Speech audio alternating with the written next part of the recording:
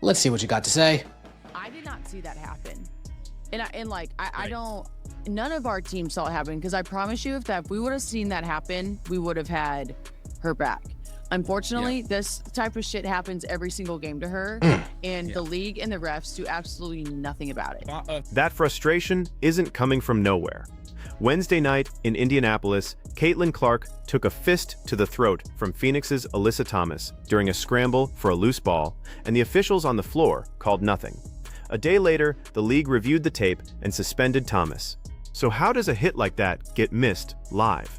And why do Clark's own teammates sound this worn down? Like, literally kneeing and cheap shotting C in the throat. Like, if she did that to any of our teammates, we'd be pissed. But like, they're definitely targeting her, and the league and the refs do nothing to protect her. I believe it. I think Sophie Cunningham and Myisha Hines-Allen would have Caitlin Clark's back if they saw it. I do think though. Start with what the tape shows. Just under 7 minutes left in the second quarter, Clark drives, tumbles to the floor, and 3 Mercury players collapse onto her chasing the ball. As they untangle, Thomas drives a fist into Clark's neck and then steps over her. No whistle. The league later called it a non-basketball act, gave her a flagrant 2, and suspended her 1 game, the first suspension in Thomas's 13-year career. And this wasn't a one-off Wednesday flare-up. 2 nights earlier, these same teams played a game so heated it produced 5 technical fouls and an ejection, with Indiana's Myisha Hines-Allen getting tossed. That's the context Cunningham is pointing at, a running, physical feud where a handful of Fever players feel like they're the only thing standing between their star and the hardwood. Opened his pregame availability earlier today with a statement on the Alyssa Thomas suspension. To say that we had 2 cheap shots in that game to me is ridiculous. The goal is to clean up our game, but I do think it's important not to rely on social media screenshots. That's the view from the Mercury side, and it isn't a fringe one. Thomas has real defenders, her Phoenix coaching staff backed her publicly, and her former Connecticut teammate Dejanai Carrington, now in Dallas, reposted the clip and asked why Sophie Cunningham wasn't suspended for her own flagrant on J.C. Sheldon earlier this year. Indiana's answer is that the 2 situations aren't comparable. Cunningham was ejected on the spot for a foul that actually got called, while Thomas's contact drew no whistle at all and only became a suspension after league review. This rivalry also carries a charged backstory. Back in the 2024 playoffs, Carrington and Thomas publicly said some Fever fans aimed racist comments at them, claims that many Fever supporters have angrily rejected. That fight was never resolved, and it colors how each side reads every collision now. What isn't in dispute is the league's ruling. This hit crossed a line.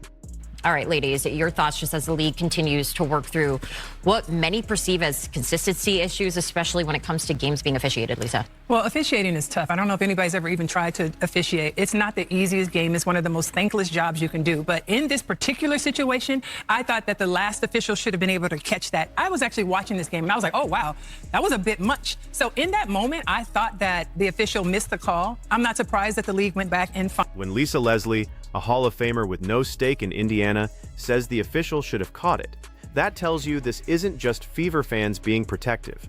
The deeper issue is consistency. Clark's own head coach, Stephanie White, did not hold back after the game. She called the no call egregious and disrespectful, pointed out that her star is not officiated the way everyone else is, and said player safety has to come first. That's worth underlining, because some of the online narrative tried to paint White as indifferent. She was the opposite. She lit into the league on the record, in front of cameras, the night it happened. And the back injury matters beyond one game. Clark has battled back trouble all season. She has been managed carefully and even sat out a game against Portland back in May. So when she takes a shot like this and leaves early, it isn't just a bruise, it is the league's marquee attraction, already fragile, absorbing contact that the officials waved off. Her frustration has a paper trail too. She drew her 5th technical of the season on Monday. The Fever petitioned to have it rescinded, and the league said it stands. Whatever you think of any single call, it's the pattern driving the anger, a generational talent taking repeated contact while the whistle stays quiet. They dropped last night like the 30-year commemorative thing, which that you're on it, that's cool. Why would you ever put me on it? But people are up in arms that Caitlyn's not on it. And then also watching her get kind of her ass kicked last night. I do see everyone being like, why does the league not protect this person? Now to the other half of this week, because the timing is what makes it sting. The same league that just had to suspend a player for hitting Clark in the throat also dropped its 30th anniversary poster, and Clark isn't on it. Start with what the poster actually is. It's a Season 30 commemorative piece from Wincraft, selling for about $30, featuring roughly 30 players meant to represent the league across 3 decades, essentially one slot for each franchise past and present.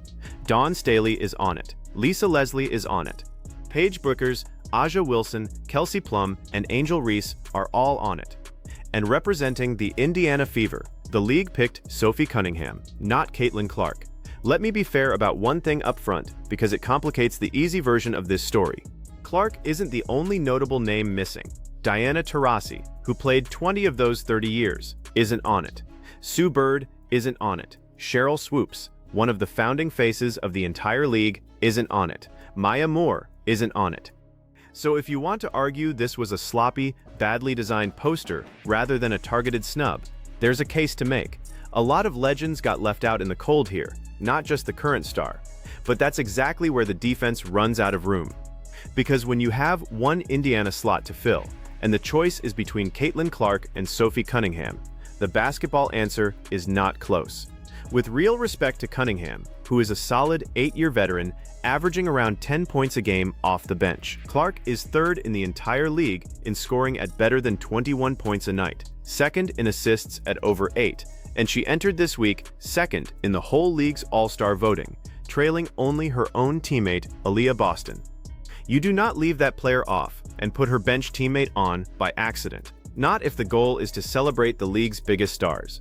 And then there's the money, which is the part the league cannot spin away. Clark's arrival in 2024 is the single biggest commercial event in this league's history. Her games drive television numbers nobody else touches. On June 16th, a Fever game against the Toronto Tempo pulled around 1 million viewers on the USA Network, a cable channel, and that was the most watched WNBA game of the entire season on cable or streaming, without even airing on a major broadcast network. Her entrance reshaped the league's media rights deal. It shaped the collective bargaining conversation. The plain reality is that the most marketable athlete in the sport got left off the poster designed to sell the sport. So fans went looking for an explanation, and the first one offered was licensing. The idea that Clark's personal brand deals prevent a company like Wincraft from using her likeness. It's a reasonable theory on its face.